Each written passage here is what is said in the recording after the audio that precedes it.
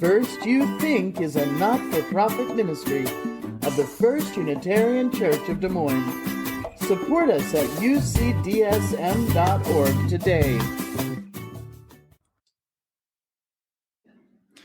There's a saying passed down from early American Universalists that the last sinner will be dragged kicking and cursing into heaven. The welcoming gospel of the Universalist Church stood in stark contrast to the wrathful God of the 18th century Puritans and to the stuffy theology of the New England Unitarians. They preached a God of a greater love that could embrace all of humanity.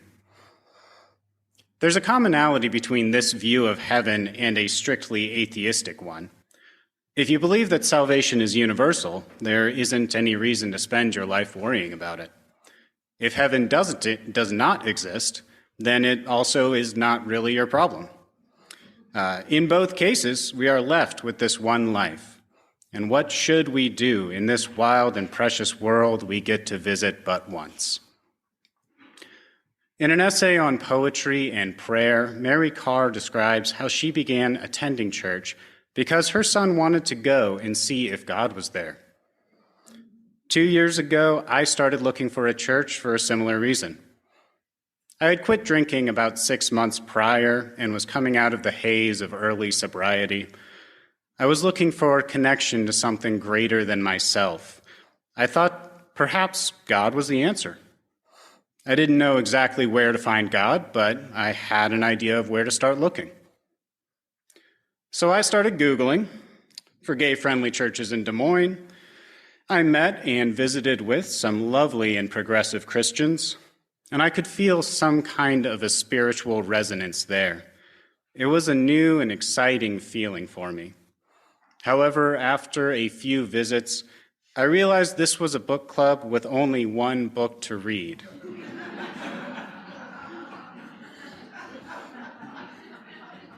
There was only one story of meaning that they would be telling, and I wanted more.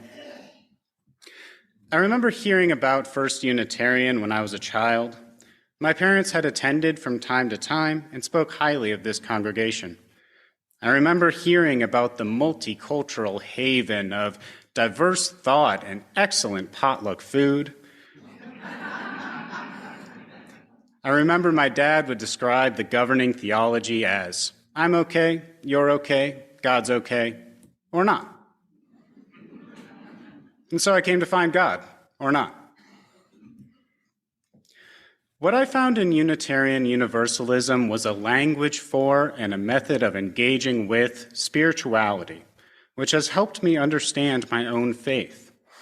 I found a rich tradition of ministers, theologians, and lay people working to bring greater justice and religious liberty into the world. A faith which reinvents itself time and time again in accordance with new ideas and new values.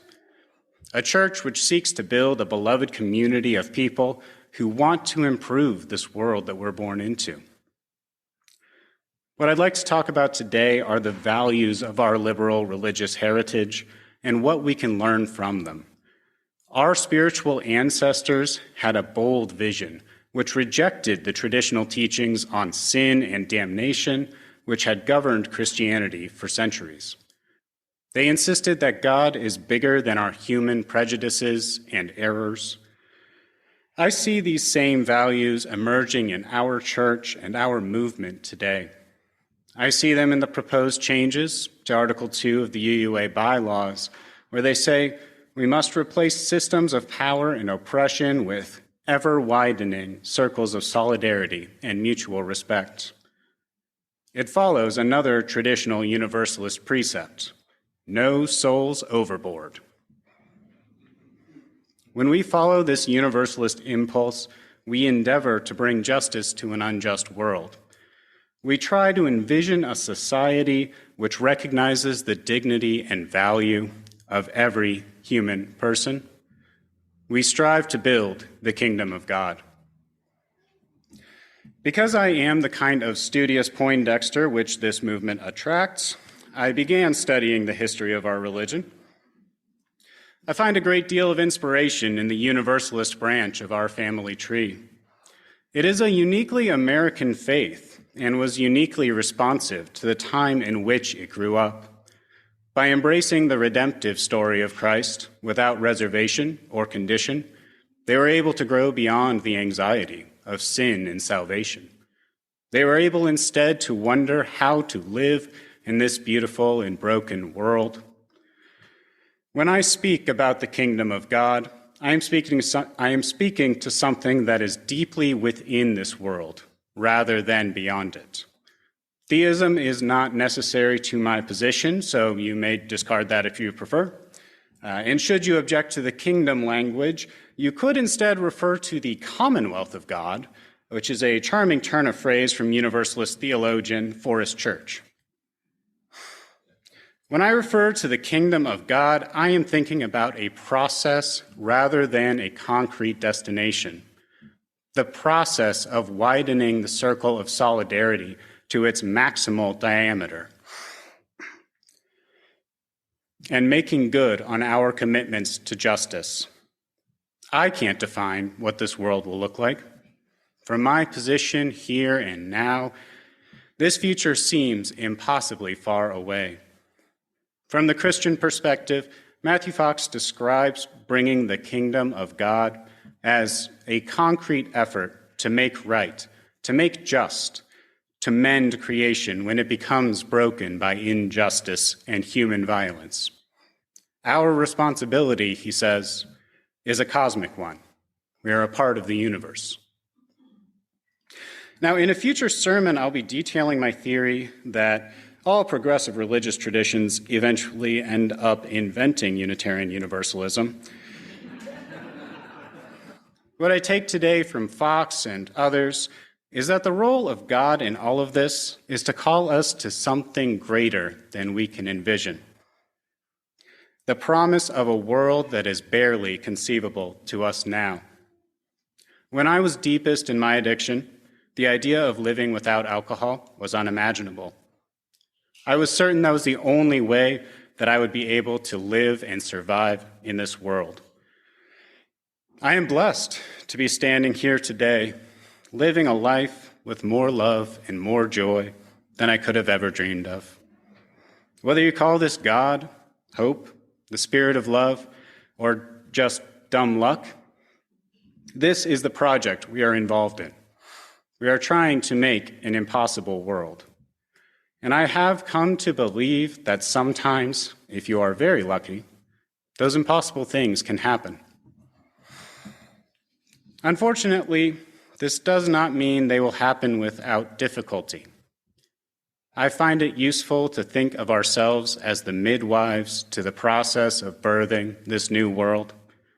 Even as we strive to bring it into being, we may not live to see its full flourishing. In all likelihood, we get the birthing process itself. We get the world covered in blood and shrieking. We get disheveled skin and wet hair. It's a difficult and frightening and inspiring process. I think about the lines from Julie Hansen. The mother gives no thought to a life prior to that one. She cares to be held in its eyes. This perspective is constructive for understanding what is important in our work and the challenges we will face. In our time, we will see the contractions and the birthing pains of ending historical injustices. Sometimes it may look like a violent reaction to the erosion of white supremacy, or a transphobic reaction to changing ideas about gender in society. Sometimes it will require of us a personal reckoning beyond what we find comfortable. It may require a change in ourselves beyond what we think is possible. You can choose your preferred parable to understand this here. Planting a mustard seed, shopping for pearls. There's a ground-up camel passing through the eye of a needle situation I read about.